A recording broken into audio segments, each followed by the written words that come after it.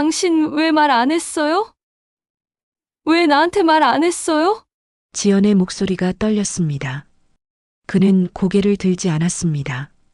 형광등 불빛이 창백하게 흔들렸고 그의 손끝이 미세하게 떨리고 있었습니다. 눈앞의 남자는 남편과 똑같은 얼굴이었습니다. 하지만 누구도 그를 남편이라 부르지 않았습니다. 미안해요. 정말 미안해요. 그 말을 듣고 지연은 심장이 서늘하게 식어가는 걸 느꼈습니다. 그날의 진실은 그렇게 무너지고 있었습니다. 그리고 그 진실은 남편의 사고 소식이 전해지던 그날 아침부터 이미 시작되고 있었습니다. 도대체 그는 누구였을까요? 남편이 죽은 게 아니라면 지금 그녀 앞에 이 사람은 누구일까요? 사연 시작하기 전에 무료로 할 수 있는 구독과 좋아요 부탁드립니다. 여러분이 듣고 계신 지역이나 장소를 댓글로 살짝 남겨주시면 저도 마음으로나마 그곳에 함께 있는 기분으로 반갑게 인사드리겠습니다. 그날 아침은 평범했습니다. 아니, 평범해 보였습니다. 남편 민호는 평소보다 조용했고 시계를 자주 보았습니다. 지연은 부엌에서 된장찌개를 끓이며 남편의 뒷모습을 바라봤습니다. 어딘가 불안해 보이는 어깨였습니다. 오늘 중요한 미팅 있어요? 지연이 조심스럽게 물었습니다. 민호는 고개를 돌리지 않은 채 짧게 대답했습니다. 그냥 일이 좀 많아. 그리고 출근 준비를 서둘렀습니다. 넥타이를 매는 손이 평소보다 빨랐고 가방을 챙기는 동작도 어딘가 급했습니다. 현관문이 닫히기 직전 지연은 남편이 누군가에게 전화를 거는 소리를 들었습니다. 형, 미안해요. 이렇게 될 줄은. 그 말이 무슨 뜻인지 지연은 알지 못했습니다. 하지만 그 목소리에는 죄책감이 묻어 있었습니다. 무거운, 오래된 죄책감이었습니다. 지연은 창문으로 남편이 차에 타는 모습을 지켜봤습니다. 민호는 차 안에서 한참을 앉아 있었고 이내 시동을 걸어 떠났습니다. 그날이 마지막이 될 줄은 몰랐습니다. 지연과 민호는 결혼한 지 5년이 되었습니다. 시어머니 수경 여사님과 함께 사는 3인 가족이었습니다. 민호는 성실한 회사원이었고 지연은 작은 도서관에서 사서로 일했습니다. 평범한 가정이었습니다. 하지만 민호에게는 말하지 않는 부분이 있었습니다. 형 이야기였습니다. 민호에게 형이 있다는 건 결혼 전에 들었습니다. 하지만 민호는 형 이야기를 거의 하지 않았고 지연도 깊이 묻지 않았습니다. 형은 외국에 살아. 연락은 잘 안 돼. 그게 전부였습니다. 시어머니도 형 이야기를 꺼내지 않으셨습니다. 가끔 옛날 사진첩을 보실 때 두 형제의 어린 시절 사진을 쓰다듬으며 한숨을 쉬시곤 했습니다. 민석이는 멀리 있구나. 그 말에는 그리움과 아쉬움이 섞여 있었습니다. 지연은 그저 집안의 사정이려니 했습니다. 형제 사이가 소원한 집도 있으니까요. 그날 저녁 전화가 울렸습니다. 오후 6시 40분이었습니다. 낯선 번호였지만 지연은 받았습니다. 그리고 그 순간 그녀의 세상이 멈췄습니다. 남편분이 교통사고를 당하셨습니다. 경찰의 목소리는 차가웠습니다. 지금 어디예요? 지연의 목소리가 떨렸습니다. 손에 쥔 전화기가 미끄러질 것 같았습니다. 고속도로 서분기점 부근입니다. 차량이 전소되어 신원 확인이 어려운 상태입니다. 하지만 현장에서 발견된 신분증과 결혼반지로 김민호 씨로 확인됐습니다. 전소라니 그럼 남편은 유가족 신원 확인이 필요합니다. 병원으로 와주시겠습니까? 전화를 끊고 나서 지연은 한참을 그 자리에 서 있었습니다. 부엌에서 찌개가 끓고 있었습니다. 보글보글 소리가 들렸습니다. TV에서는 뉴스가 나왔습니다. 모든 게 평범했습니다. 하지만 그녀의 남편은 죽었습니다. 시어머니께 말씀드렸을 때 수경은 그 자리에서 쓰러졌습니다. 민호가, 우리 민호가. 수경의 비명이 집안을 울렸습니다. 지연은 시어머니를 부축하며 함께 병원으로 향했습니다. 택시 안에서 수경은 계속 중얼거렸습니다. 안 돼, 안 돼, 이럴 수가 없어. 병원 영안실은 차갑고 조용했습니다. 담당 형사가 그들을 안내했습니다. 화재로 인해 시신 상태가 좋지 않다고 미리 마음의 준비를 하라고 했습니다. 하얀 천이 덮인 침대가 보였습니다. 천천히 천이 거쳤습니다. 그리고 지연은 비명을 삼켰습니다. 남편의 얼굴이었습니다. 화상을 입었지만 민호였습니다. 결혼 반지도 남편이 끼던 것이었고 신분증도 민호의 것이었습니다. 민호야, 민호야. 수경은 아들의 손을 잡고 울부짖었습니다. 지연은 그저 서 있었습니다. 눈물도 나오지 않았습니다. 모든 게 비현실적이었습니다. 이게 진짜일까? 오늘 아침까지 그녀의 옆에 있던 사람이 이렇게 차갑게 누워 있다니. 부인, 신원 확인해 주시겠습니까? 형사의 목소리가 들렸습니다. 지연은 고개를 끄덕였습니다. 그리고 서류에 서명했습니다. 김민호. 남편의 이름이었습니다. 장례는 조용히 치러졌습니다. 민호의 회사 동료들이 왔고 지연의 친척들이 왔습니다.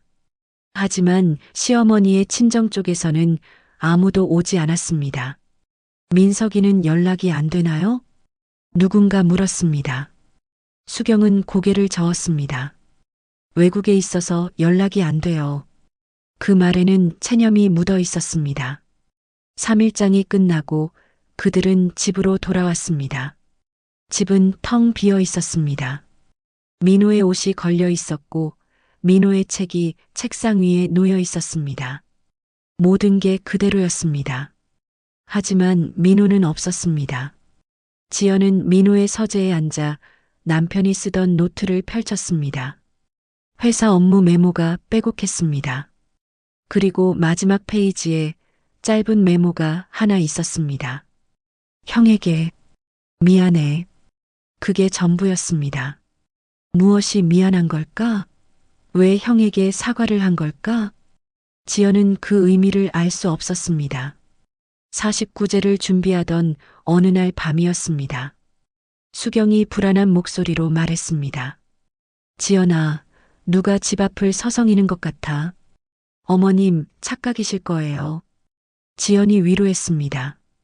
하지만 창밖을 보니 어둠 속에 희미한 그림자가 보였습니다. 누군가 서 있었습니다. 지연은 현관문을 열려다 멈췄습니다. 심장이 빠르게 뛰었습니다. 그림자는 천천히 사라졌습니다. 그날 밤 지연은 잠들지 못했습니다. 누구였을까요? 왜 그들의 집 앞에 서 있었을까요? 하지만 그건 시작에 불과했습니다.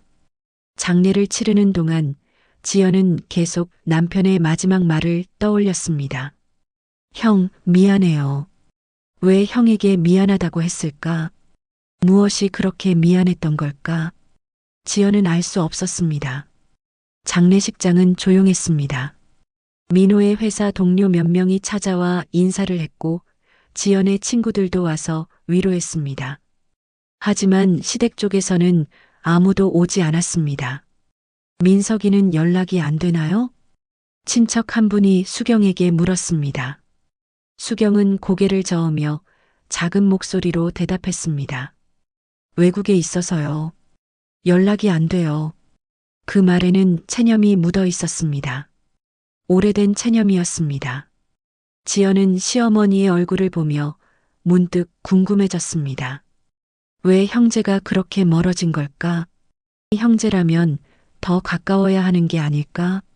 하지만 묻지 않았습니다. 장례식장에서 물어볼 이야기가 아니었습니다.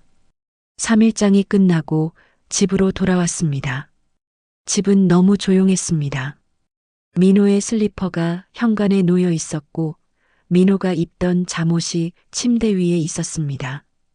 책상 위에는 민호가 쓰던 안경이 놓여 있었습니다. 모든 게 그대로였습니다. 하지만 민호는 없었습니다. 지연은 민호의 서재로 들어갔습니다. 책장에는 회사 업무 자료가 가득했고 책상 위에는 노트북과 서류가 쌓여 있었습니다. 그리고 책상 서랍을 열었습니다. 안에는 민호가 쓰던 노트가 있었습니다. 회사 업무 메모가 빼곡히 적혀 있었고 중간중간 회의록과 일정이 정리되어 있었습니다. 지연은 노트를 넘기다가 마지막 페이지에서 손을 멈췄습니다. 형에게 미안해. 그게 전부였습니다. 짧은 문장이었지만 그 안에는 무언가 무거운 것이 담겨 있었습니다. 지연은 노트를 덮고 창밖을 바라봤습니다. 밤이 깊어가고 있었습니다. 다음 날 아침 지연은 민호의 회사에 전화를 걸었습니다. 남편의 유품을 정리하고 퇴직금과 보험금을 처리해야 했습니다. 김민호 대리님 건으로 연락드렸습니다. 네, 부인. 유가족분이시죠? 정말 안타까운 일이었습니다. 회사 인사팀 직원의 목소리는 정중하고 차분했습니다. 퇴직금과 보험금 처리는 약 2주 정도 소요됩니다. 서류 몇 가지만 보내주시면 진행하겠습니다. 네, 알겠습니다. 지연이 대답했습니다. 그리고 잠시 망설이다 조심스럽게 물었습니다. 혹시 남편이 최근에 회사에서 무슨 일이 있었나요? 업무상 스트레스를 많이 받았거나 문제가 있었거나. 전화 너머로 잠시 침묵이 흘렀습니다. 특별한 건 없었습니다. 다만 직원이 말을 이었습니다. 김 대리님이 최근 한 달 정도 회사 내부 감사팀과 자주 이야기를 나누셨다고 들었습니다. 정확한 내용은 저희도 모릅니다. 내부 감사팀이요? 네. 아마 업무상 확인 사항이 있으셨던 것 같습니다. 그 이상은 저희도 잘 모릅니다. 전화를 끊고 나서 지연은 한참을 가만히 앉아 있었습니다. 내부 감사팀, 무언가 확인할 일이 있었다는 건 무슨 의미일까? 그날 저녁 지연은 민호의 노트북을 켰습니다. 비밀번호는 알고 있었습니다. 결혼기념일이었습니다. 노트북 화면이 켜지고 바탕화면에 폴더들이 보였습니다. 업무 자료, 회의록, 프로젝트 파일들. 지연은 하나씩 폴더를 열어보았습니다. 하지만 특별한 건 없었습니다. 평범한 회사 업무 자료들이었습니다. 그때 휴지통에 파일 하나가 보였습니다. 내부 고발 초안. 지연의 손이 멈췄습니다. 내부 고발. 그녀는 마우스를 클릭하려다가 멈췄습니다. 심장이 빠르게 뛰었습니다. 파일을 여는 순간 무언가 돌이킬 수 없는 일이 벌어질 것 같았습니다. 하지만 지연은 파일을 열었습니다. 문서가 화면에 떴습니다. 삼부건설 내부 회계 부정 관련 고발. 지연은 숨을 멈췄습니다. 문서에는 회사 내부의 회계 부정, 허위 계약, 비자금 조성 등의 내용이 상세히 적혀 있었습니다. 증거 자료와 날짜, 관련자 이름까지. 그리고 문서 마지막에는 짧은 메모가 있었습니다. 이 자료를 공개하면 나는 끝이다. 하지만 침묵하면 나는 공범이 된다. 지연은 화면을 바라보며 손이 떨렸습니다. 남편은 이 자료를 공개하려 했던 걸까? 아니면 숨기려 했던 걸까? 그리고 그 선택이 남편의 죽음과 관련이 있는 걸까? 그날 밤 지연은 잠들지 못했습니다. 머릿속에 온갖 생각이 맴돌았습니다. 내부 고발, 회계 부정, 그리고 형에게 남긴 마지막 말. 형, 미안해요. 왜 형에게 미안하다고 했을까? 형이 이 일과 관련이 있는 걸까? 지연은 침대에 누워 천장을 바라봤습니다. 창밖으로 차가운 바람이 들어왔습니다. 커튼이 흔들렸습니다. 그때 밖에서 소리가 들렸습니다. 지연은 벌떡 일어나 창문으로 다가갔습니다. 집 앞 골목에 누군가 서 있었습니다. 어둠 속에서 희미한 실루엣만 보였습니다. 남자였습니다. 그는 지연의 집을 조용히 바라보고 있었습니다.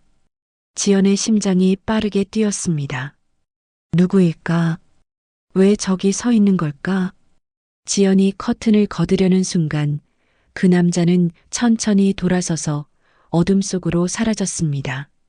다음 날 지연은 수경에게 조심스럽게 물었습니다. 어머님, 혹시 민석 씨 연락처 아세요? 수경은 찻잔을 들다가 손을 멈췄습니다. 왜 갑자기 민석이 얘기를 하니? 그냥 민호가 형 얘기를 자주 했던 것 같아서요. 형에게 한번 연락을 해보고 싶어서요. 수경은 잠시 침묵하다가 천천히 고개를 저었습니다. 민석이는 10년 전에 외국으로 떠났어. 연락처도 바뀌었고 연락도 잘 안 돼. 가끔 이메일로 안부만 전할 뿐이야. 10년 전이요? 응. 민호랑 민석이가 사이가 안 좋아져서 그랬어. 그때부터 민석이는 집에 안 왔어. 수경의 목소리에는 오래된 슬픔이 묻어 있었습니다. 왜 사이가 안 좋아지셨어요? 지연이 물었습니다. 수경은 창밖을 바라보며 한숨을 쉬었습니다. 형제끼리 어떤 일이 있었나 봐. 나도 정확히는 몰라. 민호도 민석이도 아무 말 안 했거든. 지연은 더 묻지 못했습니다. 하지만 마음속에는 의문이 점점 커져갔습니다. 형제가 10년 동안 연락을 끊고 산다. 그리고 민호는 죽기 직전 형에게 미안하다는 메모를 남겼다. 이 모든 게 어떻게 연결되는 걸까? 며칠이 지났습니다. 지연은 민호의 장례를 마무리하고 유품을 정리했습니다. 하지만 내부 고발 문서는 그대로 노트북에 남겨두었습니다.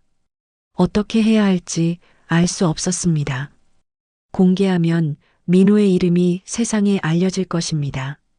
하지만 숨기면 민호의 마지막 뜻을 저버리는 것 같았습니다. 지연은 매일 밤 그 문서를 바라보며 고민했습니다. 그리고 49제가 다가오고 있었습니다. 민호가 떠난 지 벌써 한 달이 지나가고 있었습니다.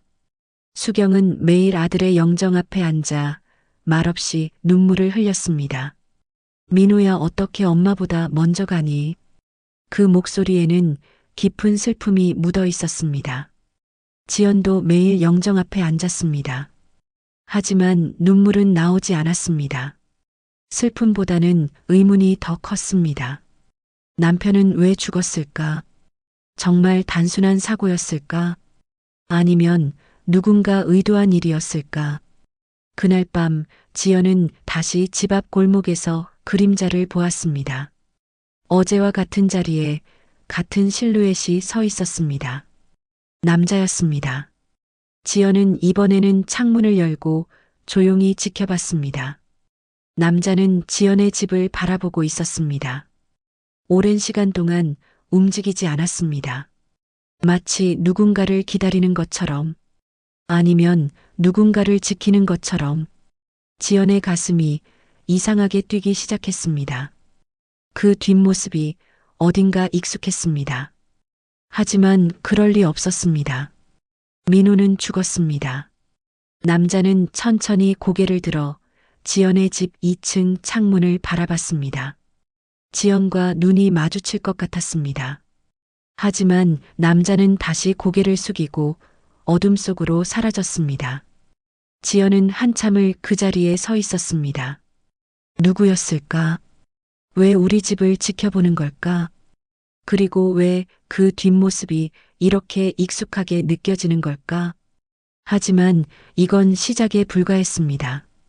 49제 날이 밝았습니다. 지연은 이른 아침부터 음식을 준비했습니다. 수경도 부엌에서 함께 일을 도왔습니다. 하지만 두 사람 모두 말이 없었습니다. 민호가 떠난 지 벌써 49일이 지났습니다. 시간은 흘러갔지만 슬픔은 여전했습니다. 지연아, 민석이가 오면 좋을 텐데. 수경이 작은 목소리로 말했습니다. 지연은 고개를 들어 시어머니를 바라봤습니다. 연락이 안 되시나요? 응. 이메일을 보냈는데 답이 없어. 외국에 있으니 어쩔 수 없지. 수경의 목소리에는 체념이 묻어 있었습니다. 지연은 더 묻지 못했습니다. 하지만 마음속으로는 계속 의문이 들었습니다. 민석이라는 사람은 정말 외국에 있는 걸까? 아니면 다른 이유로 오지 못하는 걸까? 오후가 되자 친척 몇 분이 찾아왔습니다. 그들은 영정 앞에 앉아 민호를 추억했습니다. 민호가 참 착한 아이였는데 이렇게 갑자기 떠날 줄이야. 수경 씨도 참 힘드시겠어요. 아들을 먼저 보내다니. 수경은 고개를 끄덕이며 눈물을 닦았습니다. 지연은 부엌에서 차를 준비하며 그들의 대화를 들었습니다. 민석이는 안 왔어요? 누군가 물었습니다. 외국에 있어서 연락이 안 돼요. 수경이 대답했습니다. 그래도 동생 제사인데 참 안타깝네요. 그 말에 수경은 더 이상 대답하지 않았습니다. 지연은 그 모습을 보며 가슴이 답답했습니다. 형제가 10년 동안 연락을 끊고 살았다는 것. 그리고 동생이 죽었는데도 형은 나타나지 않는다는 것. 도대체 무슨 일이 있었던 걸까?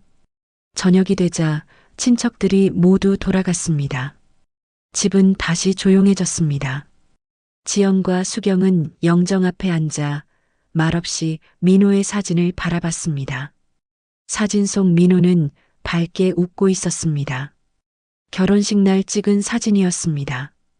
지연은 그 웃음을 보며 눈물이 났습니다. 이제 다시는 그 웃음을 볼 수 없다는 게 민호야 엄마가 미안해.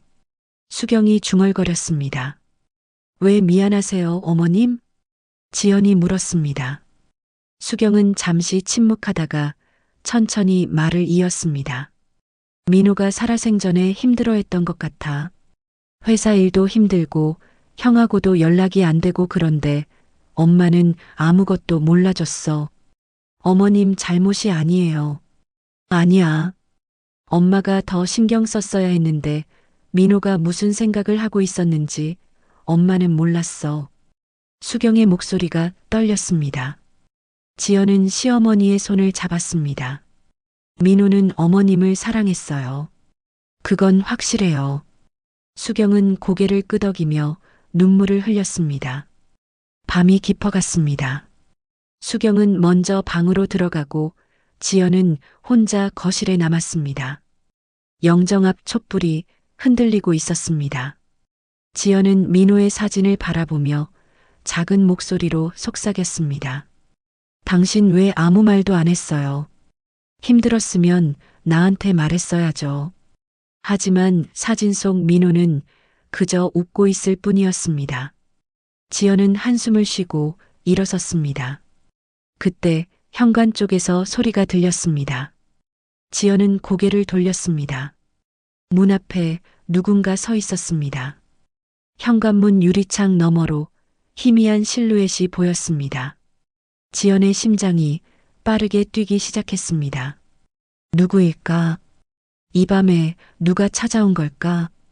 지연은 천천히 현관으로 다가갔습니다. 손이 떨렸습니다. 문 앞에 섰습니다. 그리고 초인종이 울렸습니다. 따르릉. 지연은 숨을 멈추고 문을 열었습니다.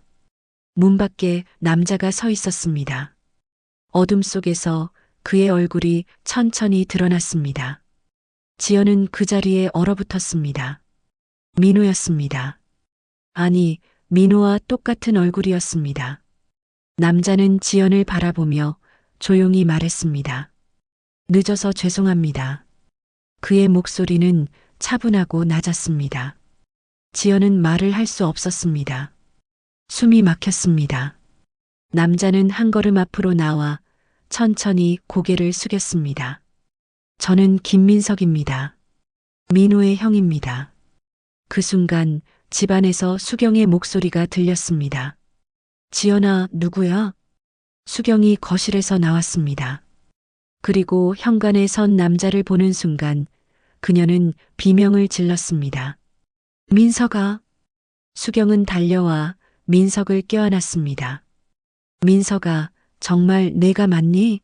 정말 내가 온 거니? 네, 어머니. 늦어서 죄송해요.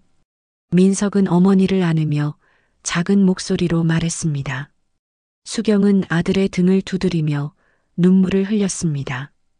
외국에 있어서 연락이 안 됐다며 어떻게 온 거야? 이메일을 받고 바로 왔어요. 동생 제사에 너무 늦었죠.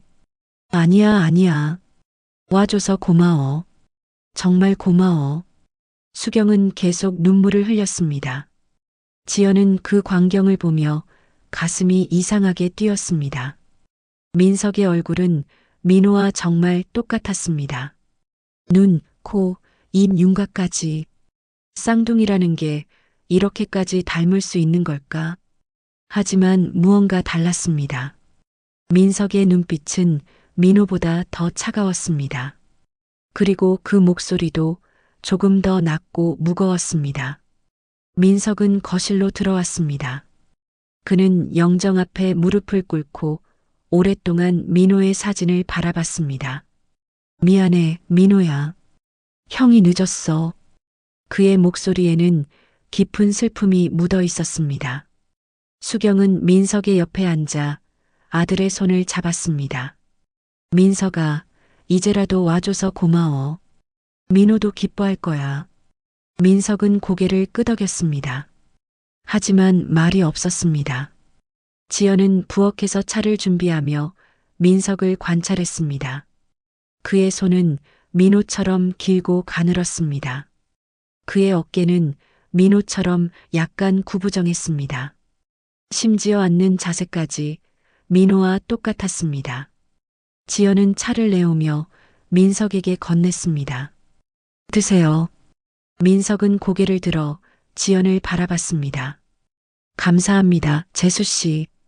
그 순간 지연은 가슴이 철렁했습니다. 민석의 눈빛이 민호와 너무 닮았습니다.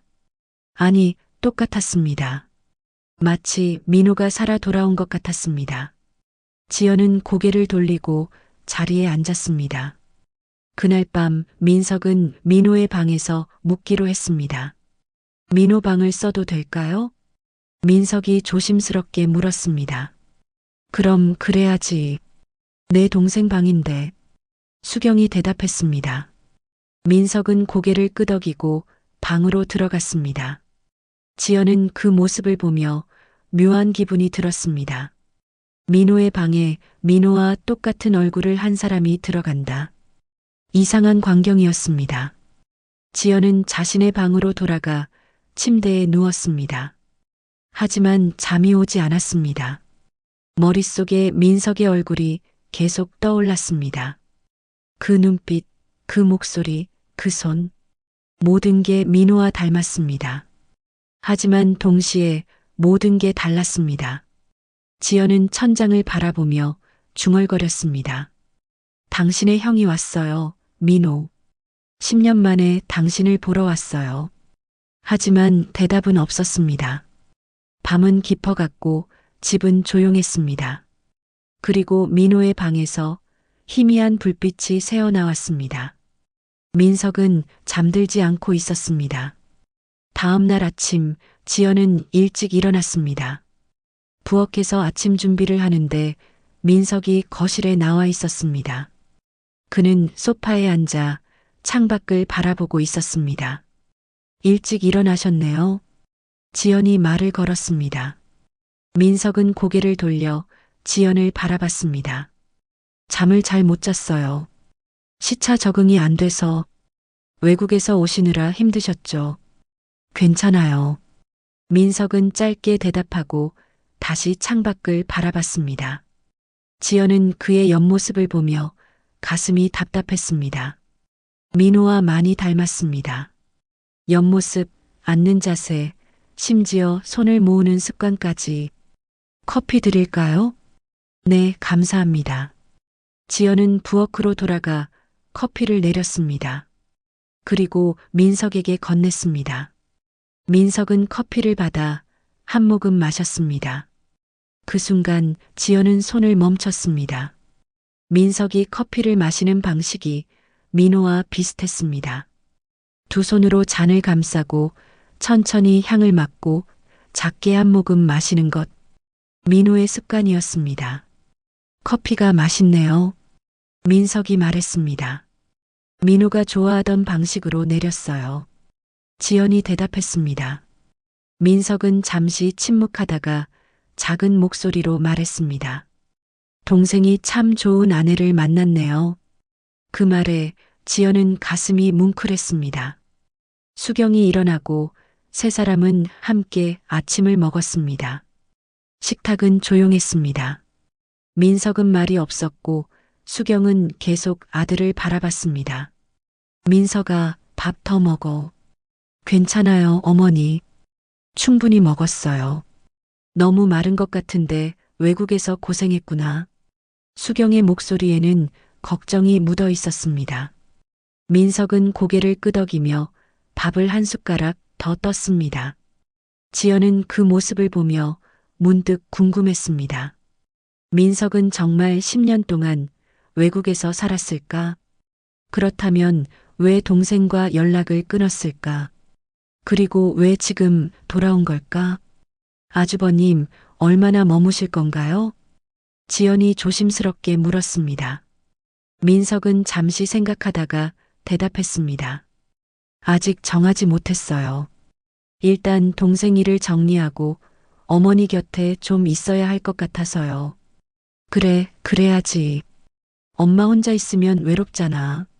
수경이 말했습니다. 민석은 고개를 끄덕였습니다. 하지만 그의 눈빛에는 무언가 무거운 것이 담겨 있었습니다. 식사를 마치고 민석은 민호의 방으로 들어갔습니다. 지연은 설거지를 하며 수경에게 물었습니다. 어머님, 아주버님이 정말 10년 동안 외국에 계셨어요? 응. 10년 전에 갑자기 떠났어. 그때 민호랑 크게 싸우고 나서. 무슨 일로 싸우셨어요? 수경은 잠시 망설이다가 작은 목소리로 말했습니다. 정확히는 몰라. 민호도 민석이도 나한테 아무 말 안 했거든. 그냥 어느 날 민석이가 짐을 싸서 나가더라고. 그 뒤로 연락이 끊겼어. 그런데 어떻게 외국에 있다는 걸 아셨어요? 가끔 이메일이 와. 어머니, 잘 지내시죠? 저는 괜찮아요. 이런 식으로. 그런데 어디에 있는지, 무슨 일을 하는지는 안 가르쳐줘. 지연은 고개를 끄덕였습니다. 하지만 마음속으로는 의문이 컸습니다. 10년 동안 연락을 끊고 살던 형제. 그런데 동생이 죽자 형이 돌아왔다. 이게 정말 우연일까? 오후가 되자 민석은 민호의 유품을 정리하겠다고 했습니다. 재수 씨, 민호 방을 정리해도 될까요? 네, 괜찮아요. 지연이 대답했습니다. 민석은 민호의 방으로 들어가 책상을 정리하기 시작했습니다. 지연은 문틈으로 그 모습을 지켜봤습니다. 민석은 민호의 노트를 하나씩 펼쳐보았습니다. 회사 서류를 살폈고 책장을 정리했습니다. 그의 손놀림은 조심스러웠습니다. 마치 동생의 흔적을 소중히 다루는 것 같았습니다. 그런데 민석이 책상 서랍을 열었을 때 지연은 가슴이 철렁했습니다. 그 서랍에는 민호의 노트가 있었습니다. 형에게 미안해. 그 메모가 적힌 노트였습니다. 민석은 노트를 꺼내 천천히 펼쳤습니다. 그리고 마지막 페이지를 보는 순간 그의 손이 멈췄습니다. 지연은 숨을 죽이고 그를 지켜봤습니다. 민석은 오랫동안 그 페이지를 바라봤습니다. 그리고 천천히 노트를 덮고 책상 위에 놓았습니다. 그의 어깨가 미세하게 떨렸습니다. 저녁 무렵 민석은 밖에 나가겠다고 했습니다. 어디 가니? 수경이 물었습니다. 산책 좀 하고 올게요. 오래 걸리지 않을게요. 그래, 조심히 다녀와. 민석은 집을 나섰습니다. 지연은 창문으로 그가 떠나는 모습을 지켜봤습니다. 민석은 골목을 빠져나가 큰 길로 향했습니다. 지연은 문득 그를 따라가고 싶었습니다. 민석이 어디로 가는지, 무엇을 하는지 알고 싶었습니다. 그래서 지연은 외투를 걸치고 조용히 집을 나섰습니다. 지연아, 어디 가니? 잠깐 마트 다녀올게요, 어머님. 지연은 거짓말을 하고 밖으로 나갔습니다. 민석은 이미 멀리 걸어가고 있었고, 지연 역시 거리를 두고 그를 따라갔습니다. 민석은 한참을 걷다가 공중전화 부스 앞에 멈춰서고는 주변을 둘러보고 부스 안으로 들어갔습니다. 지연은 길 건너편 상가 뒤에 숨어 그를 지켜봤습니다.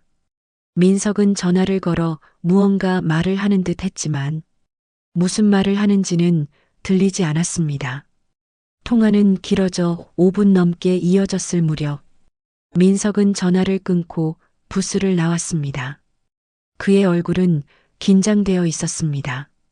민석은 다시 걷기 시작했습니다. 이번에는 더 빠른 걸음이었습니다. 지연은 계속 그를 따라갔습니다.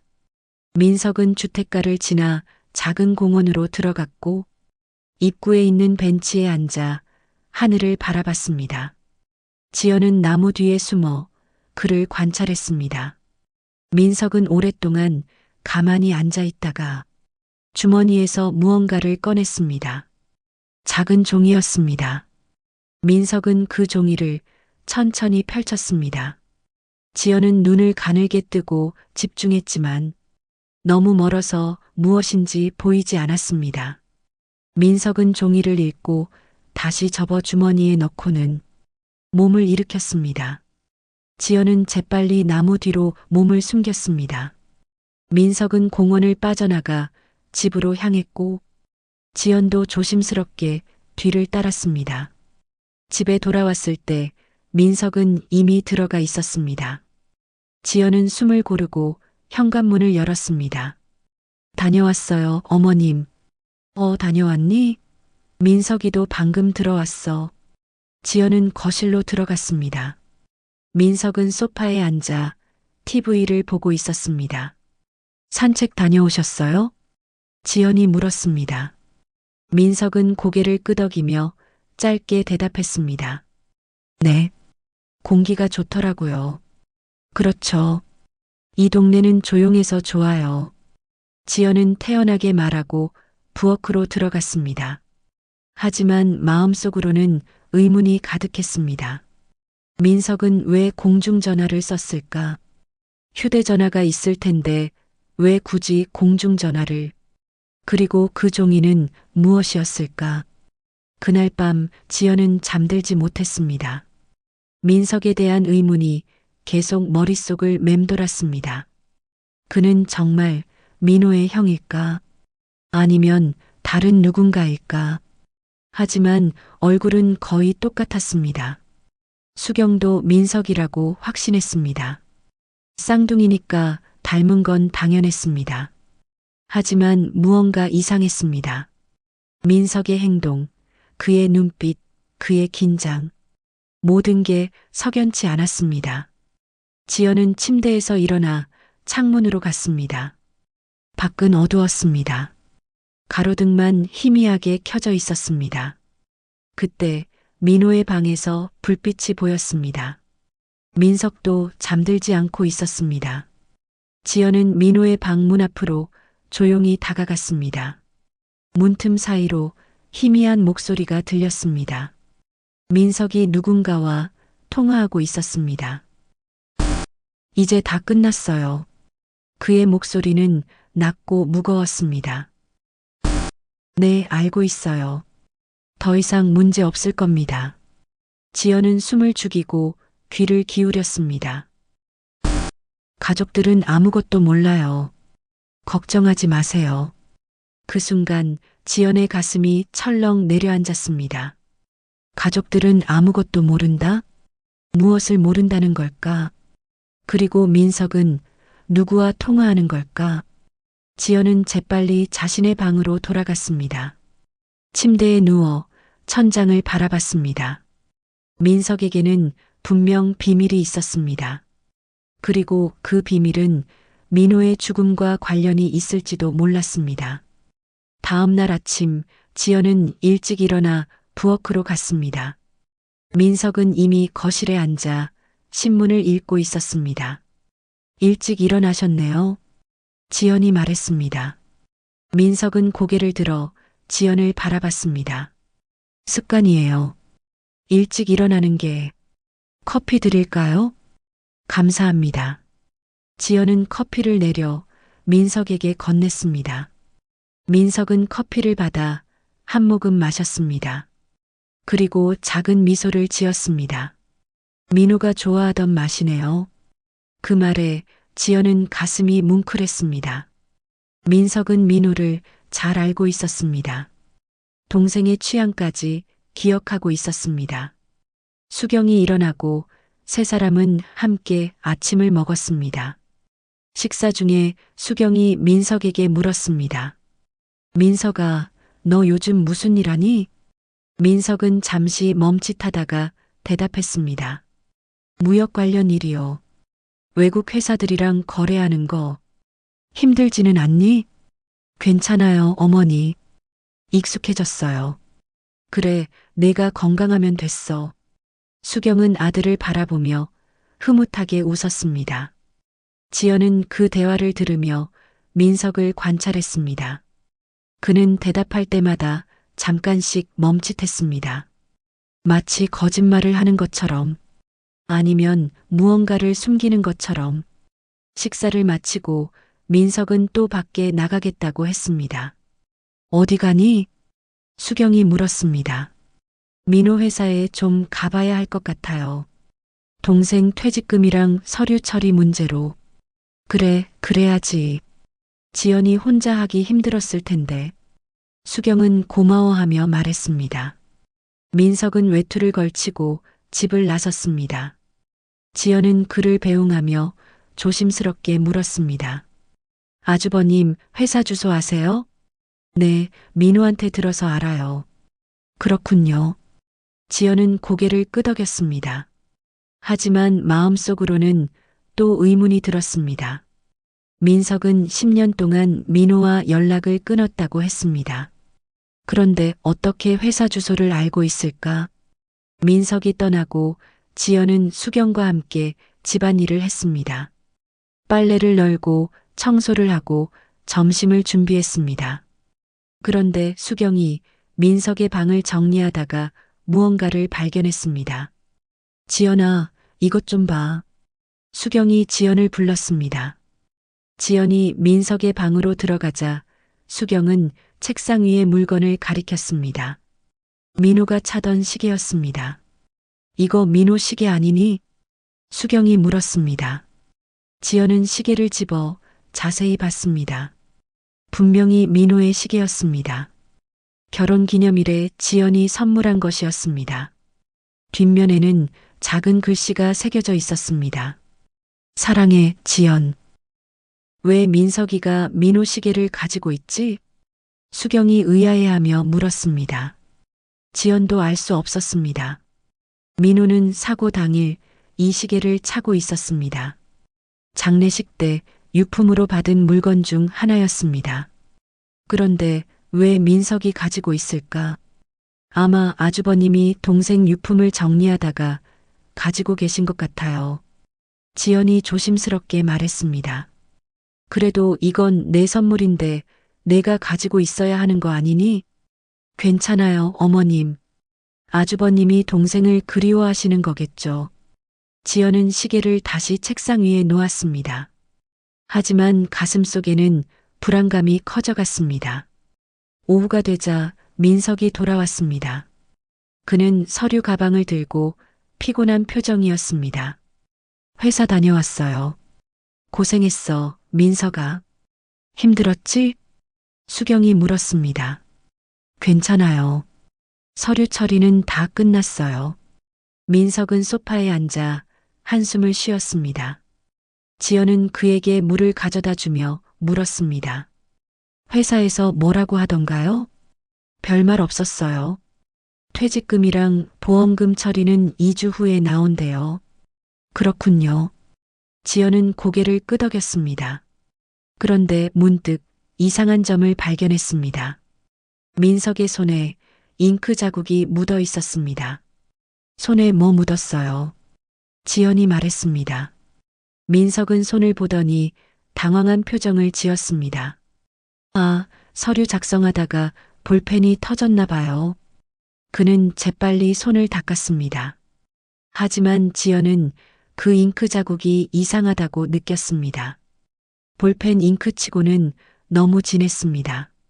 마치 도장을 찍다가 묻은 것 같았습니다. 저녁 식사 후 민석은 민호의 방으로 들어갔습니다. 지연은 설거지를 하며 수경에게 물었습니다.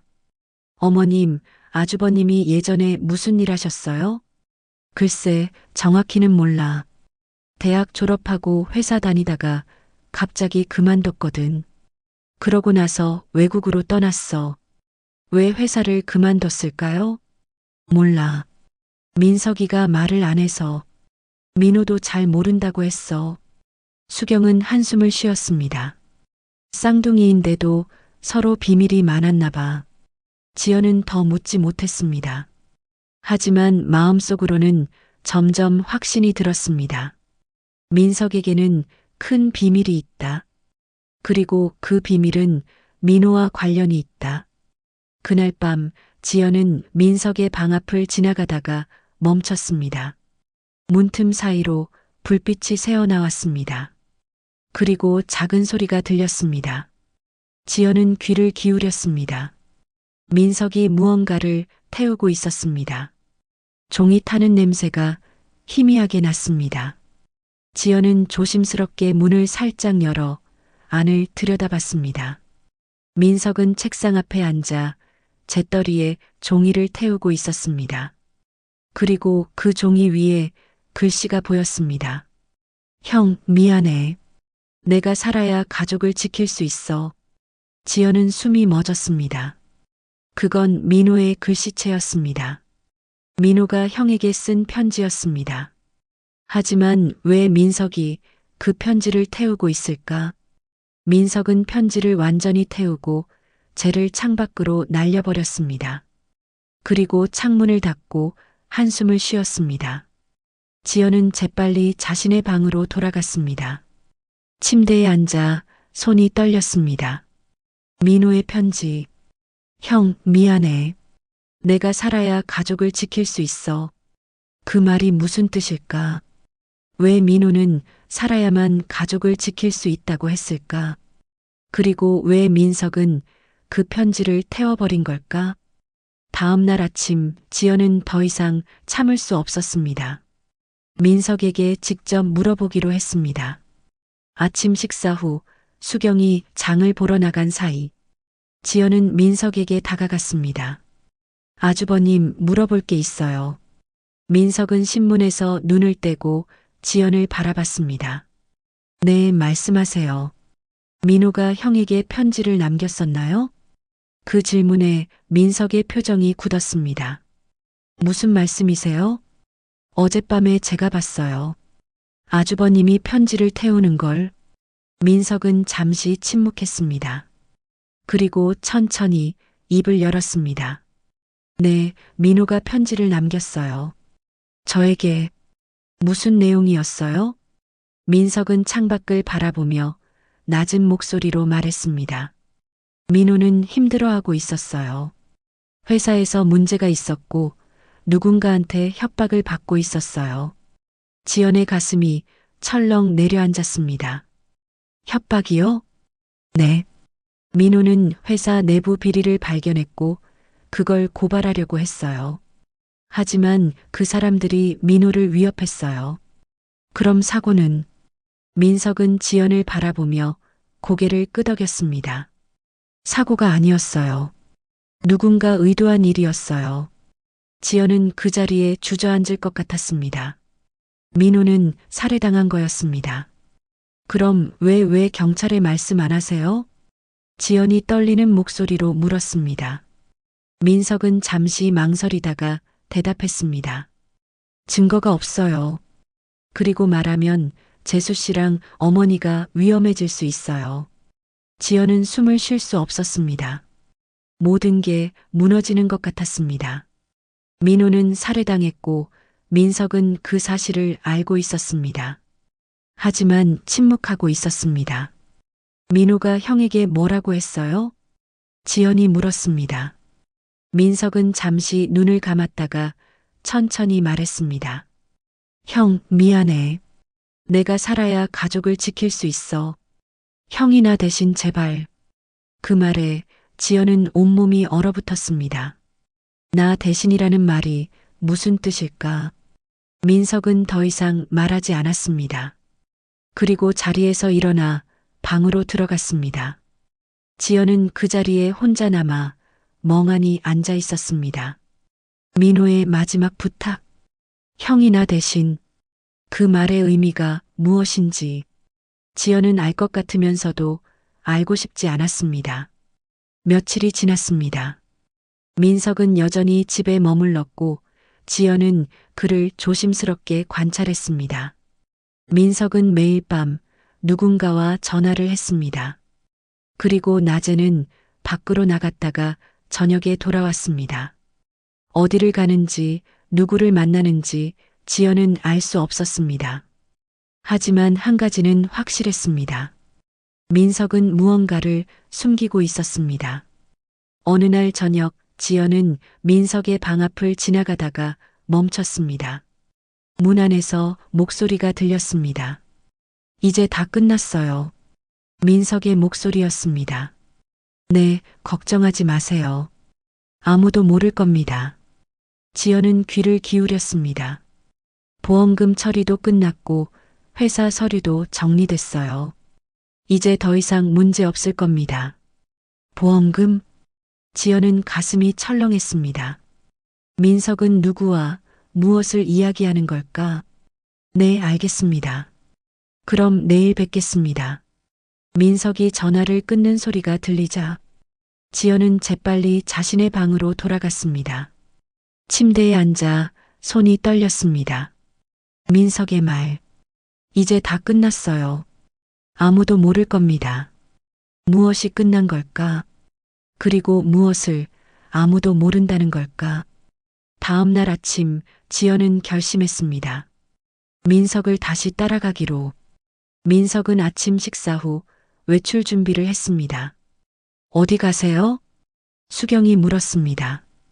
은행 좀 다녀올게요. 민호 계좌 정리할 게 있어서요. 그래, 조심히 다녀와. 민석은 집을 나섰습니다. 지연은 잠시 기다렸다가 조용히 뒤를 따랐습니다. 지연아, 너도 나가니? 네, 어머님. 장 좀 보고 올게요. 지연은 외투를 걸치고 밖으로 나갔습니다. 민석은 이미 멀리 걸어가고 있었고 지연은 거리를 두고 그를 따라갔습니다. 민석은 은행으로 가지 않았습니다. 그는 버스를 타고 시내로 향했습니다. 지연도 같은 버스를 탔습니다. 뒷좌석에 앉아 민석을 지켜봤습니다. 30분쯤 지나 민석이 내리자 지연도 서둘러 따라 내렸습니다.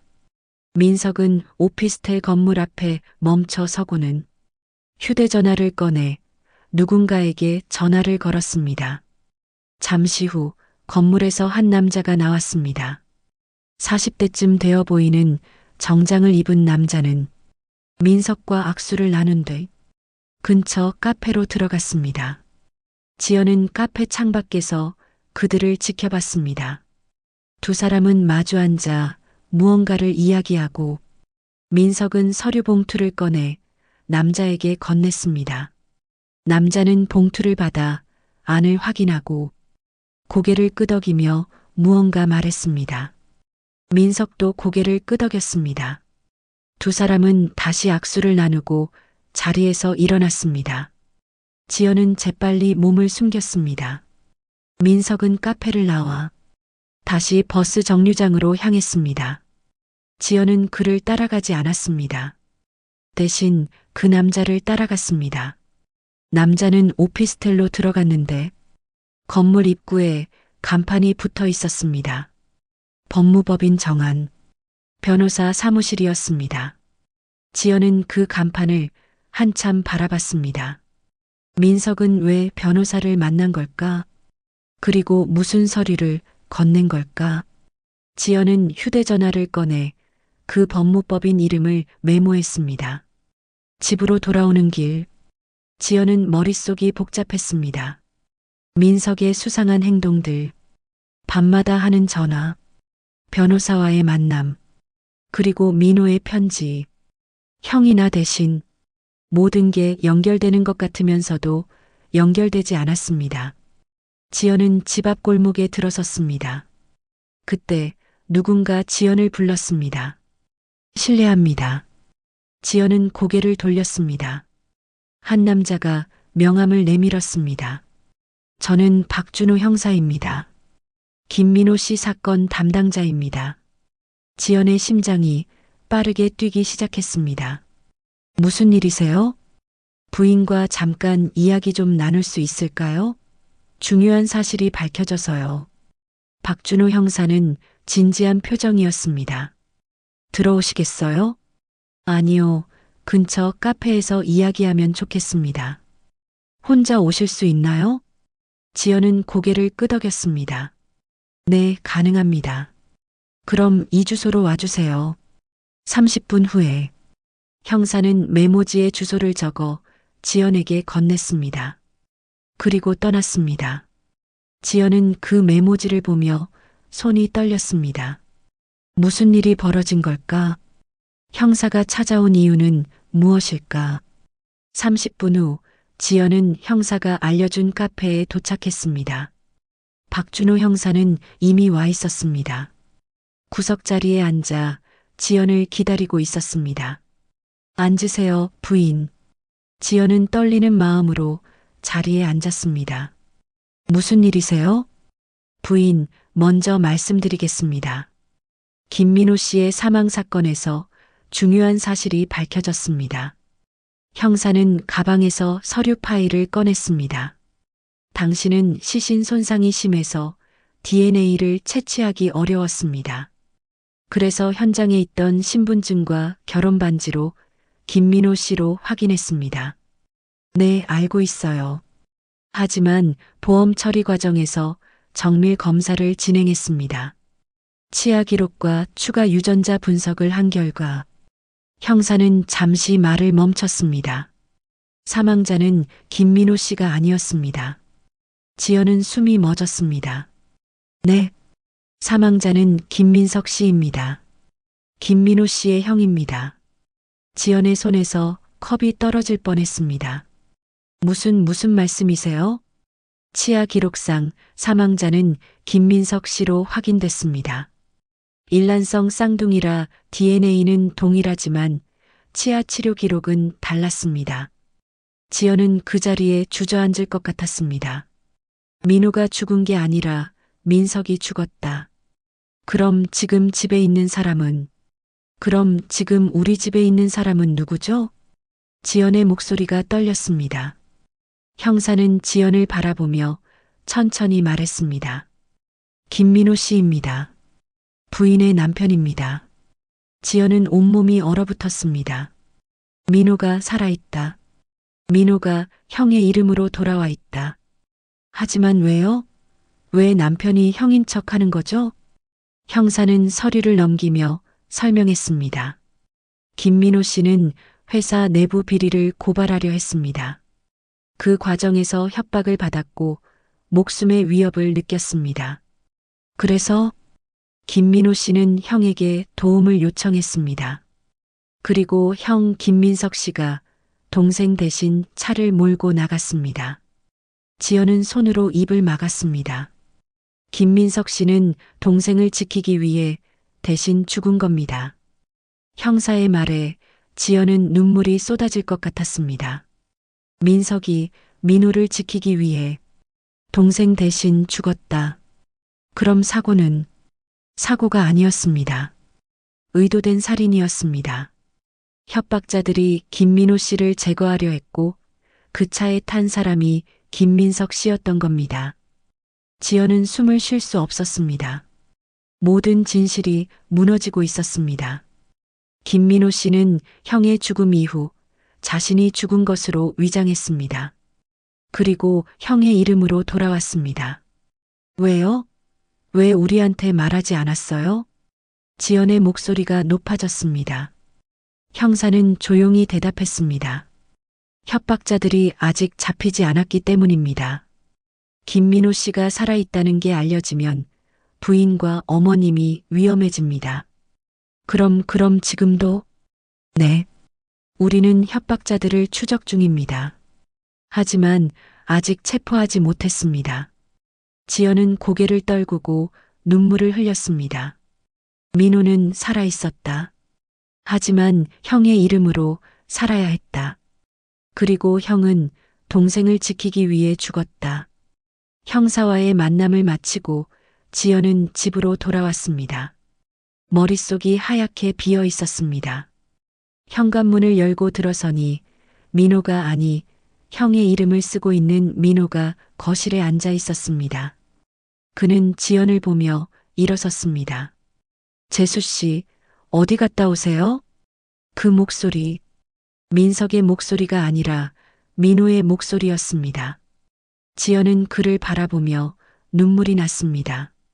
아주버님, 지연은 떨리는 목소리로 말했습니다. 민호는 지연의 표정을 보며 알았습니다. 지연이 진실을 알게 됐다는 것을.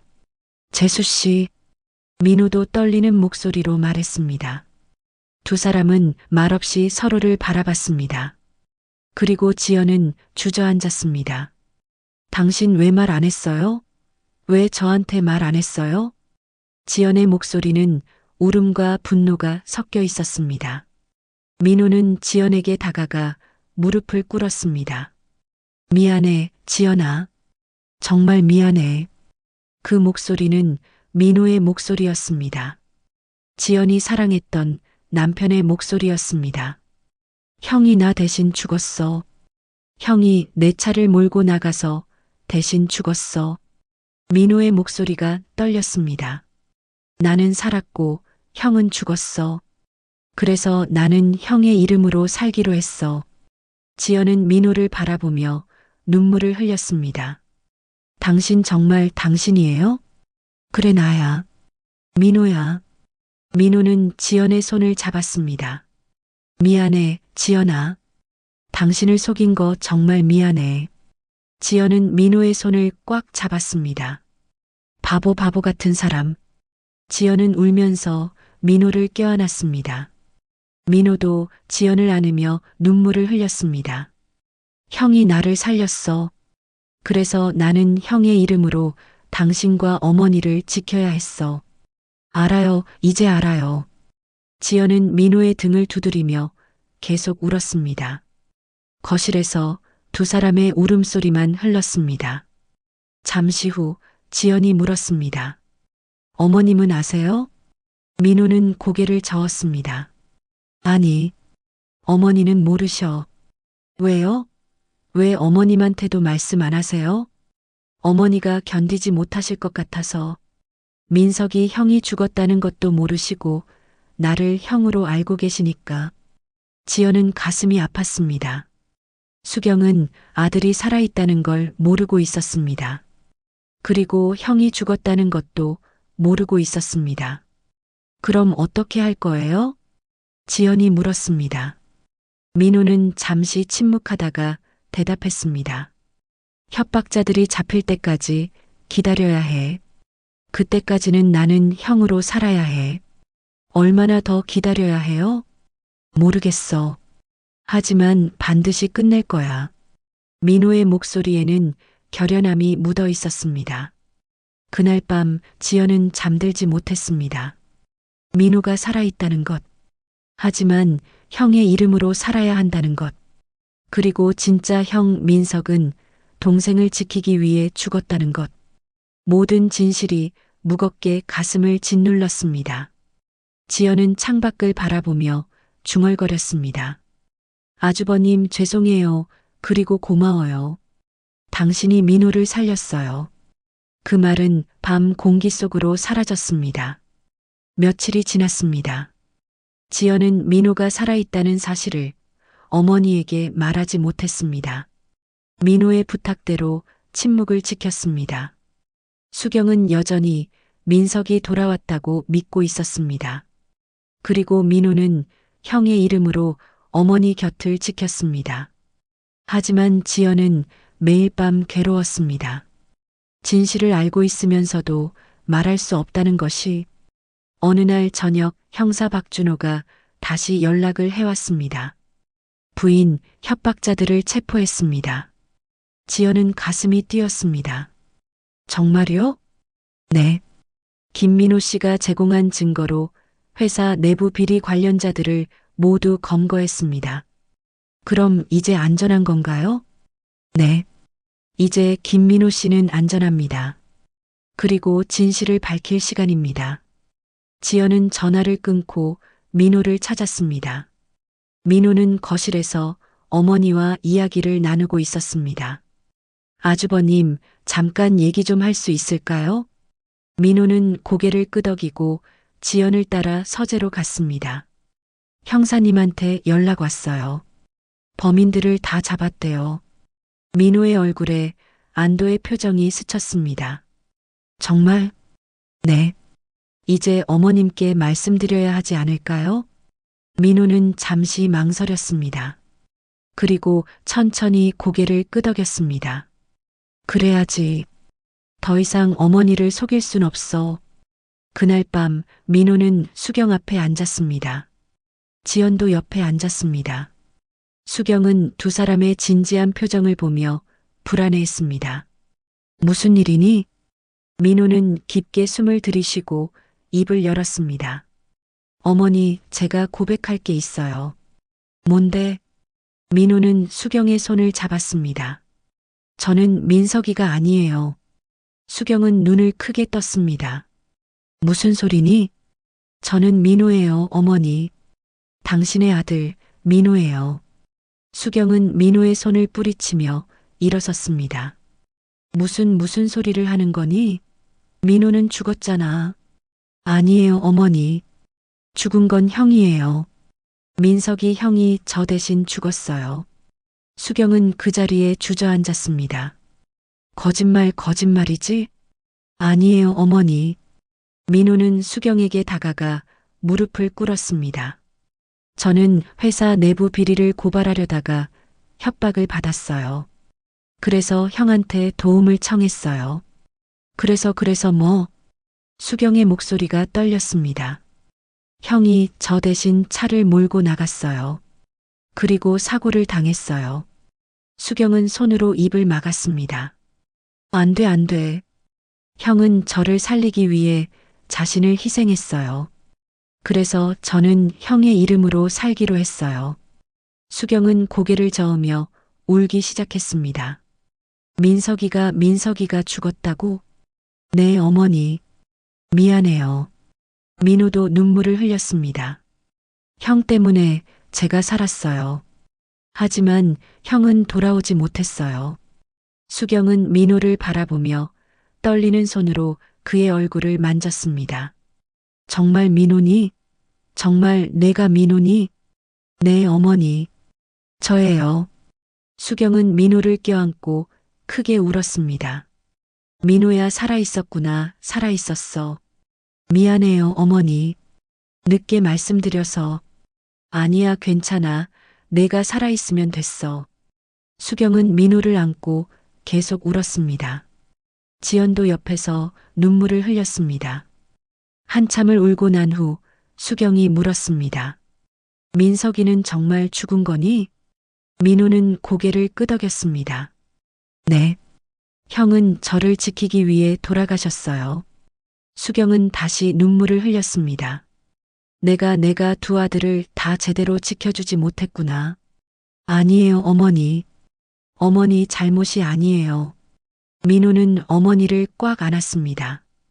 형은 저를 사랑했고 저를 지키고 싶어 했어요. 그게 형의 선택이었어요.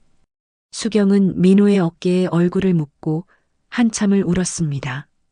지연은 그 모습을 보며 가슴이 아팠습니다. 한 아들은 살았고 한 아들은 죽었습니다. 그리고 그 희생은 사랑에서 비롯된 것이었습니다. 며칠 후 민호는 지연에게 편지 한 장을 건넸습니다. 이거 형이 남긴 거야. 지연은 편지를 펼쳤습니다. 편지는 민석의 글씨로 쓰여 있었습니다. 민호에게 내가 이 편지를 읽을 때쯤이면 형은 이미 떠난 후일 거야. 미안해, 민호. 형이 내게 이런 짐을 남기게 돼서. 하지만 형은 후회하지 않아. 너는 나의 동생이고 형의 가장 소중한 사람이야. 어릴 때부터 형은 항상 너를 지켜왔잖아. 이번에도 형이 너를 지킬 차례야. 내가 살아야 해, 민호. 내가 살아서 지연이랑 어머니를 지켜야 해. 형은 그걸로 충분해. 형의 이름으로 살아도 괜찮아. 형은 내 안에서 계속 살아갈 테니까. 사랑한다, 동생아. 그리고 고마워. 형이 너의 형으로 태어나서 정말 행복했어. 형 민석이가. 지연은 편지를 읽으며 눈물이 멈추지 않았습니다. 민석은 동생을 끝까지 사랑했습니다. 그리고 그 사랑으로 자신의 목숨을 바쳤습니다. 형은 정말 대단한 사람이었어. 민호가 말했습니다. 나보다 더 강하고 더 용감한 사람이었어. 형 덕분에 내가 여기 있어. 지연은 민호의 손을 잡았습니다. 당신도 대단해요. 형의 마음을 받아들이고 형의 이름으로 우리를 지켜줬잖아요. 민호는 지연을 바라보며 작은 미소를 지었습니다. 고마워, 지연아. 당신이 곁에 있어서 내가 버틸 수 있었어. 두 사람은 서로를 껴안았습니다. 1년이 지났습니다. 민호는 다시 자신의 이름을 되찾았습니다. 법적으로 모든 문제가 해결됐고 민석의 장례도 제대로 치렀습니다. 민석의 묘는 가족묘지에 마련됐습니다. 지연과 민호 그리고 수경은 매달 민석의 묘를 찾았습니다. 그날도 세 사람은 묘 앞에 섰습니다. 수경은 묘비를 쓰다듬으며 작은 목소리로 말했습니다. 민석아 고마워. 내 동생 지켜줘서 정말 고마워. 민호도 무릎을 꿇고 형의 묘 앞에 절을 했습니다. 형, 저 잘 살고 있어요. 형 덕분에 지연이랑 어머니랑 행복하게 살고 있어요. 지연은 민호의 옆에 앉아 손을 잡았습니다. 아주버님 고마워요. 당신 덕분에 민호가 제 곁에 있어요. 바람이 불어왔습니다. 나무들이 흔들렸고 꽃들이 흔들렸습니다. 마치 민석이 대답하는 것 같았습니다. 세 사람은 한참을 묘 앞에 앉아 있었습니다. 집으로 돌아오는 길, 민호는 지연의 손을 잡으며 말했습니다. 지연아, 우리 행복하게 살자. 그럼요. 당신 형님께 부끄럽지 않게 열심히 살아야죠. 고마워. 뭐가요? 당신이 내 곁에 있어줘서, 그리고 형을 이해해줘서.